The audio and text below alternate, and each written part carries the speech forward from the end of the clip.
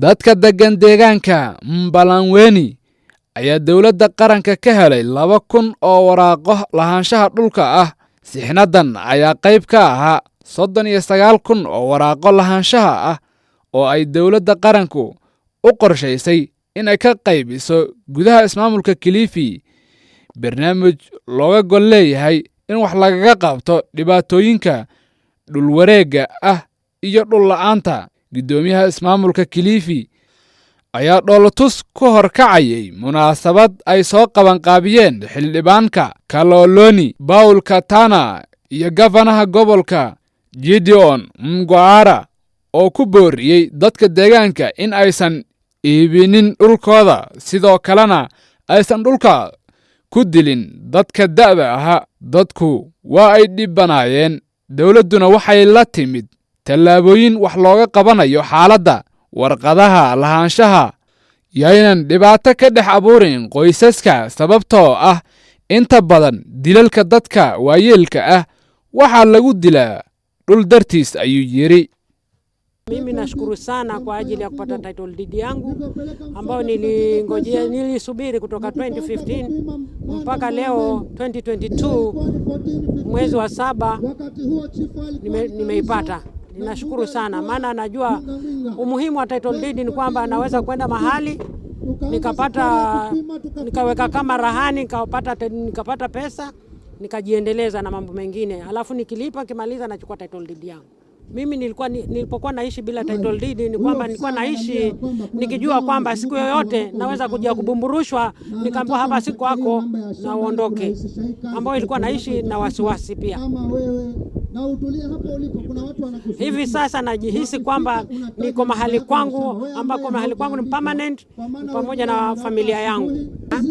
Ama wale wazee ambao wako na title deed wahusisha watoto wao vizuri, na wale watoto waelewe wazazi wao, kwa sababu unapochukua mzee wako ama babako unamuua kwa sababu ya ardhi, pengine unataka kuuza, hiyo ni laana kubwa mbele ya hao wazazi, na hata kwa Mwenyezi Mungu pia itakuwa ni laana, maana hautaishi vizuri, maisha yako atakuwa ni ya hivi baada ya kuwa umemuua mzee wako.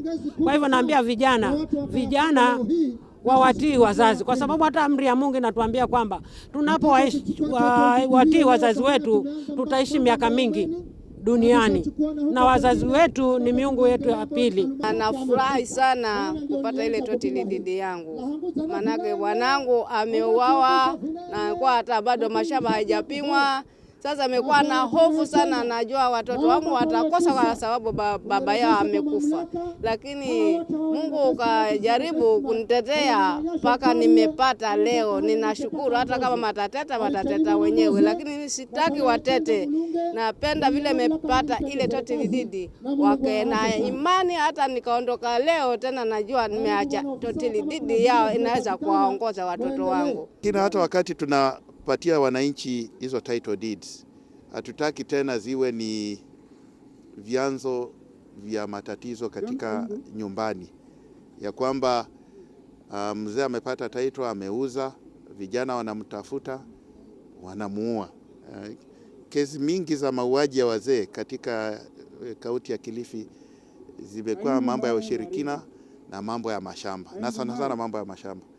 Kwa hivyo itabidi tu NGOs ambazo zenye zinafanya kazi katika sehemu hizi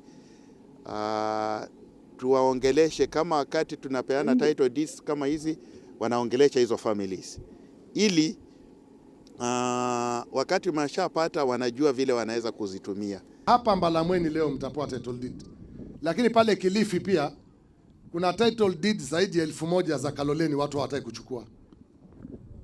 Na mimi nataka kuuliza watu wa Kaloleni, kuna title za Mazimbani, kuna title za kunaitwaje pale Nyalani, karibu 200.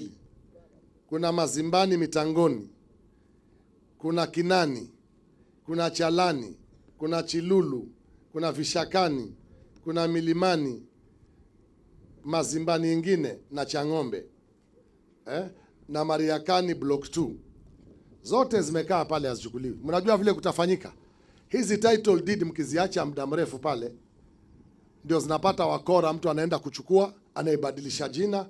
Juma na Kisiku unaona shikarima zile banda nyumba manambamu ndani wa kwao. Ningeomba wananchi wa Kilifi wanapata title, alafu unakuta ile title inawekwa mbaya, inawekwa vibaya, ile title inachakaa, hata ukiletewa utashindwa hii ni title ama ni karatasi ina gani.